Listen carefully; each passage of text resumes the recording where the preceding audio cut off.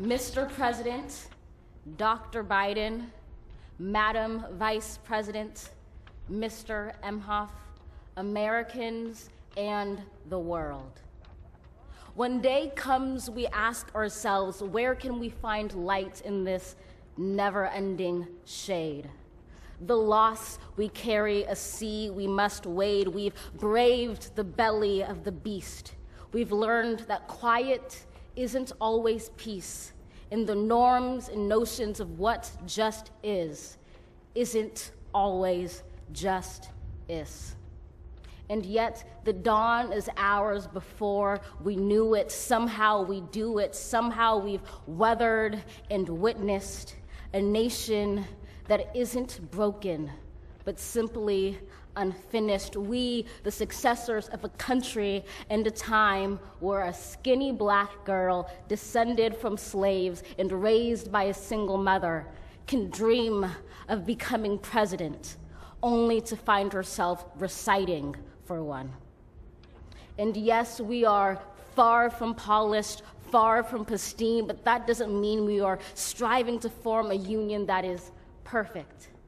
We are striving to forge our union with purpose, to compose a country committed to all cultures, colors, characters, and conditions of man.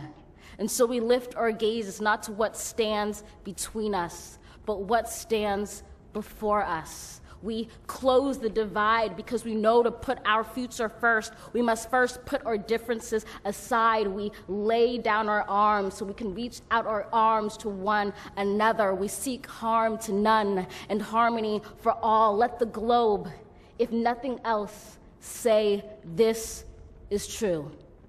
That even as we grieved, we grew, that even as we hurt, we hoped, that even as we tired, we tried, that we'll forever be tied together, victorious, not because we will never again know defeat, but because we will never again sow division.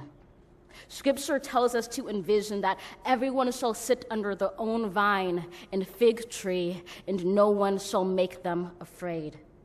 If we're to live up to our own time, then victory won't lie in the blade, but in all the bridges we've made. That is the promised glade, the hill we climb, if only we dare it, because being American is more than a pride we inherit. It's the past we step into and how we repair it.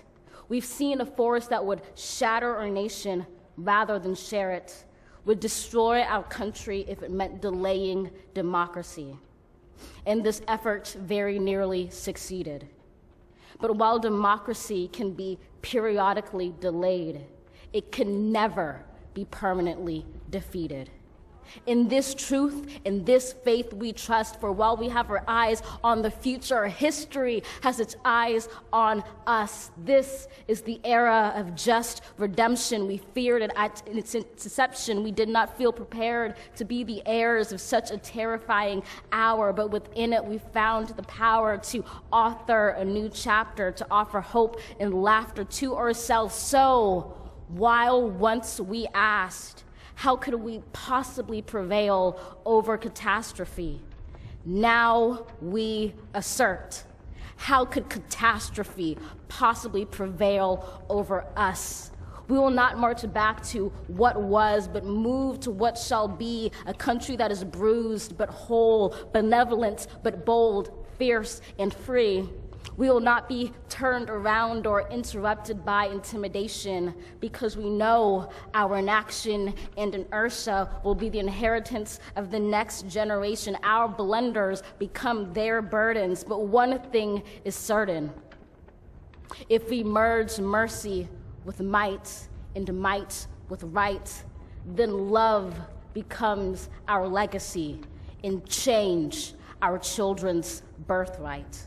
So let us leave behind a country better than the one we were left. With every breath from my bronze-pounded chest, we will raise this wounded world into a wondrous one. We will rise from the gold-limbed hills of the West. We will rise